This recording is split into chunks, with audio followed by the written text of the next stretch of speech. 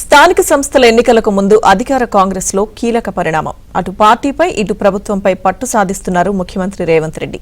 ఇన్నాళ్లు కంట్లో నలుసులా కాకుండా అసలు సిసలైన కాంగ్రెస్ ఎమ్మెల్యేలమంటూ అలిగిన ఆ ఇద్దరు సీనియర్లకు పదవుల పందారంతో హస్తం పార్టీకి పెద్ద రిలీఫ్ వచ్చింది. ఇక పూర్తి స్థాయి మంత్రివర్గ విస్తరణకు ముహూర్తం ఖరారైందన్న ప్రచారం జరుగుతోంది. మరి ఇప్పుడున్న మంత్రుల్లో ఉద్వాసన ఎందరికీ, కొత్తగా అమాత్య యోగం ఎవరికీ అనే లెక్కలు అప్పుడే మొదలయ్యాయి. అటు పార్టీ చీఫ్ కి ఇటు ప్రభుత్వ అధినేతకు అండగా ఉండే వీర విధేయులకే బెర్తులు అనే సంకేతాలు వెళ్లాయి. మంత్రివర్గ విస్తరణ ఆశతో కయ్యాలమారి కాంగ్రెస్ లో ఉన్న ఘర్షణ వాతావరణం కాస్త కూలైంది.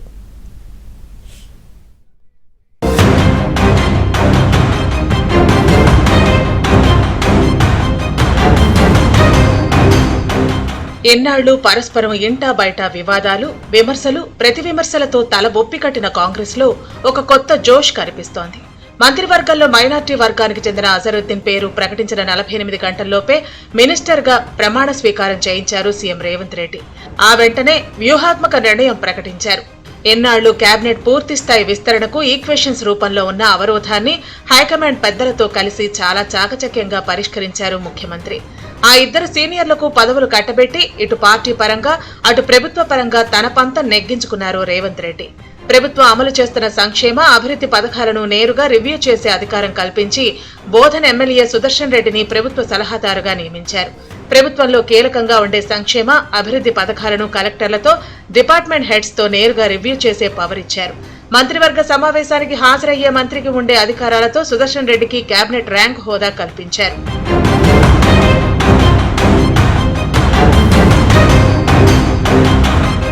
ఇక కాంగ్రెస్ లో సీనియర్ అయిన మంచిర్యాల ఎమ్మెల్యే ప్రేమ్ సాగర్ రావు ఉమ్మడి ఆదిలాబాద్ నుంచి మంత్రి పదవి ఆశించారు. కుల సమీకరణల్లో భాగంగా మినిస్టర్ పదవికి బదులు కేబినెట్ హోదాతో కూడిన state civil supply corporation chairman పదవి కట్టబెట్టారు. వాస్తవానికి తెలంగాణలో కాంగ్రెస్ విజయం తర్వాత కొలువుదీరిన తొలి మంత్రివర్గంలోనే ఉమ్మడి ఆదిలాబాద్ నుంచి ప్రేమ్ సాగర్ రావు, ఉమ్మడి నిజామాబాద్ నుంచి సుదర్శన్ రెడ్డి మంత్రి పదవులు ఆశించారు. సామాజిక సమీకరణాల్లో భాగంగా వారికి పదవులు దక్కలేదు. తర్వాత జరిగే విస్తరణలో ఛాన్స్ ఇస్తామని హైకమాండ్ బుజ్జగించి నచ్చచెప్పింది. ఆ తర్వాత జరిగిన మంత్రివర్గ విస్తరణప్పుడు కూడా తమకు అవకాశం ఇవ్వాలని ఏకంగా ఢిల్లీ వెళ్లి మరీ పైరవీ చేసుకున్నారు సుదర్శన్ రెడ్డి, ప్రేమ్ సాగర్ రావు. తమ జిల్లాల్లో తమకు మించిన సీనియర్లు లేరని, అందువల్ల తమకే మంత్రి పదవులు ఇవ్వాలని నేరుగా సోనియా గాంధీనే కలిసి విజ్ఞప్తి చేసుకున్నారు. గెలిచిన వారిలో ఎక్కువ మంది అగ్రవర్ణ నేతలు, సీనియర్లు ఉన్నారు. సామాజిక సమీకరణాల్లో లెక్కలు కుదరలేదు. బీసీలకు పెద్దపీట వేస్తున్న తరుణంలో మళ్లీ వెలమ, రెడ్డి సామాజిక వర్గాలకే అవకాశం ఇస్తే తప్పుడు సంకేతాలు వెళతాయని హైకమాండ్ ఆ ఇద్దరినీ కాదని మంత్రులుగా వివేక్ వెంకటస్వామి, అడ్లూరి లక్ష్మణ్, వాకిటి శ్రీహరులకు అవకాశం కల్పించింది.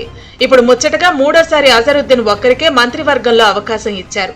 తదుపరి ఎలాంటి పరిణామాలు జరుగుతాయో ముందే పసిగట్టిన కాంగ్రెస్ అధిష్టానం ముఖ్యమంత్రి రేవంత్ రెడ్డి దిద్దుబాటు చర్యలను కూడా సిద్ధం చేసుకున్నారు.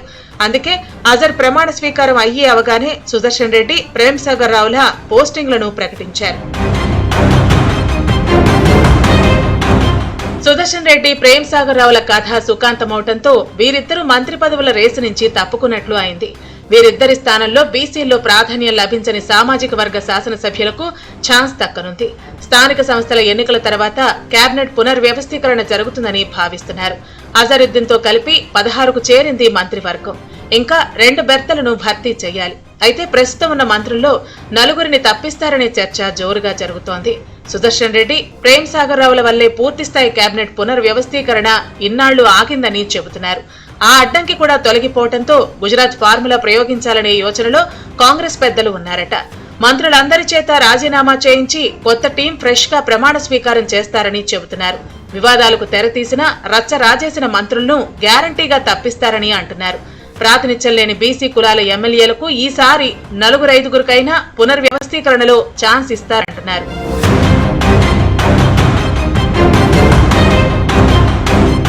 అటు పార్టీపై ఇటు ప్రభుత్వంపై ముఖ్యమంత్రి రేవంత్ రెడ్డి పట్టు కోల్పోయారనే ప్రచారానికి అనూహ్యంగా ఫుల్ స్టాప్ పడింది. గత కేబినెట్ సమావేశంలో రేవంత్ ప్రయోగించిన అస్త్రం పనిచేసింది. త్వరలో చేపట్టబోయే కేబినెట్ విస్తరణకు లైన్ క్లియర్ చేసుకున్న రేవంత్ కు సొంత టీం ఎంపికపై హైకమాండ్ వెసులుబాటు కల్పించినట్లు చెబుతున్నారు. జూబ్లీహిల్స్ ఉప ఎన్నికలో కాంగ్రెస్ విజయ్ దుందుబి మోగిస్తే అటు పార్టీ పరంగా ఇటు ప్రభుత్వ పరంగా సర్వాధికారాలు రేవంత్ కే హైకమాండ్ అప్పగిస్తుందని ప్రచారం జరుగుతోంది. అన్ని అనుకున్నవి అనుకున్నట్లు జరిగితే స్థానిక సంస్థల ఎన్నికల్లో కాంగ్రెస్ కు ఎదురు ఉండదు. ఇప్పటికే బీసీలకు 42% రిజర్వేషన్లు ఇచ్చేందుకు చిత్తశుద్ది ప్రదర్శించిన ముఖ్యమంత్రి రేవంత్ పట్ల బీసీ వర్గాలు సానుకూలంగా ఉంటాయి. రాబోయే కేబినెట్ పునర్వ్యవస్థీకరణలో కూడా బీసీ వ్యూహాన్ని ప్రయోగిస్తే హస్తం పార్టీ పట్ల బలహీన వర్గాల్లో నమ్మకం పెరుగుతుంది. తద్వారా రెండోసారి కూడా అధికార పగ్గాలు చేపట్టే అవకాశాలు కాంగ్రెస్ కు మెరుగుపడతాయని విశ్లేషిస్తున్నారు. జగడాలు, అంతర్గత కుమ్ములాటలు, కీచులాటలు చేసుకుంటున్న కొందరు మంత్రులకు ఉద్వాసన తప్పదంటున్నారు.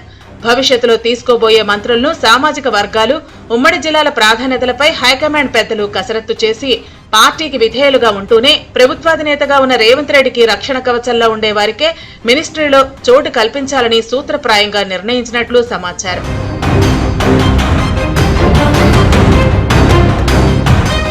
కాంగ్రెస్ లో అంతా కూల్ గా ఉంటే ఎలా అనుకుందో ఏమో కానీ బీజేపీ అధికార పార్టీలో ముసలాన్ని ఎగదోస్తోంది.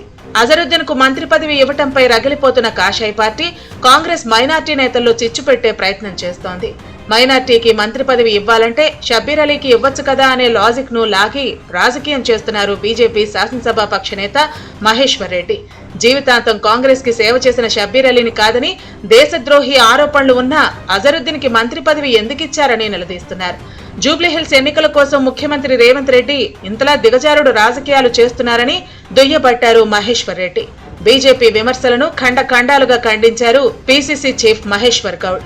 అజరుద్దీన్ ను మంత్రివర్గంలోకి తీసుకోవాలి అని 3 నెలల క్రితమే నిర్ణయం తీసుకున్నామని చెప్పుకొచ్చారు పీసీసీ చీఫ్. తనకు ఎవరి సర్టిఫికెట్ అవసరం లేదన్నారు కొత్త మంత్రి అజరుద్దీన్. ఒక బీద కుటుంబంలో పుట్టి అంచెలంచెలుగా ఎదిగి కష్టపడి క్రికెట్ లో తన ప్రావీణ్యం నిరూపించుకొని జాతీయ క్రికెట్ జట్టుకు సుదీర్ఘ కాలంగా కెప్టెన్ ఉండడం కాకుండా ఆయనలో ఎన్నో విజయాలు సాధించిన సంగతి కిషన్ రెడ్డి గారు మర్చిపోయినారా తెలియదా? ఇలా క్రీడా ప్రపంచాన్ని కాకుండా మైనార్టీలో కూడా ప్రేరేపరిచిన వ్యక్తికి కేబినెట్ లో అవకాశం ఇస్తే ఇంత విషయం, ఇంత అక్కసు ఎందుకు కక్కుతా ఉన్నారు? దానికి అంత బాధ ఎందుకు అని అడుగుతా ఉన్నాను. అజరుద్దీన్ గారిని కేబినెట్ తీసుకోవడం వల్ల మైనార్టీలకి సంక్షేమ అభివృద్ధి చేయడంలో కొంత సులభం అవుతుందని ఉద్దేశంతో వారు తీసుకుంటా ఉన్నాం. किशन रेड्डी साहब के कुछ भी बोल सकता हूँ, उनके बारे में ज्यादा मैं कुछ बोलूंगा नहीं. तो किसी का भी सर्टिफिकेट नहीं चाहिए पेट्रियोटिज्म के लिए. ये और इलेक्शन से और इसमें बिल्कुल दो अलग बात है. आप इसको दोनों में मत जुड़ाइए. आप वो तो गवर्नमेंट का प्रेरोगेटिव है, गवर्नमेंट जैसा चाहे वैसा कर सकते हैं. ये गवर्नमेंट डिसाइड करेगी, ये सीएम सब डिसाइड करेंगी. जो भी मिलेगा मैं बोला कि इसमें अच्छा काम करूँ. मैं मेरे बारे में अभी ने पहले से ही बोला जा रहा है, तो मुझे इसमें कुछ फर्क नहीं पड़ता. मुझे मालूम मैं क्या हूँ, मैं कितना पेट्रियट हूँ, मैं इंडिया के लिए क्या गया मुझे मालूम. मेरे को किसी का एक्चुअली सर्टिफिकेट की जरूरत नहीं है यहाँ पे. కాంగ్రెస్ లో ఇప్పుడు అంతా గప్చుప్. ఎందుకంటే రాబోయే కేబినెట్ పునర్వ్యవస్థీకరణపై సీనియర్ ఎమ్మెల్యేలు ఆశలు పెట్టుకున్నారు. ఇప్పుడున్న తమ పోస్టులను పదిలం చేసుకునేందుకు ఆ వ్యూహ రచనలో మంత్రులు ఉన్నారు. సో పాలనపై, పార్టీ యాక్టివిటీ పైనే అందరి దృష్టి. స్థానిక సంస్థలయ్యాకే అసలు పదవులు పందేరు ఉంటుందనడంతో ఎవరికి వారు తమ ఇలాఖాల్లో పార్టీని గెలిపించే వ్యూహరచనలో నిమగ్నమవుతున్నారు. సో మంత్రివర్గ విస్తరణ ఆశ కాంగ్రెస్ లో ఉన్న యుద్ధ వాతావరణాన్ని కాస్త కూల్ వెదర్ వచ్చేలా చేసింది. సో అధికార పార్టీలో ఆల్ హ్యాపీస్ అన్నమాట.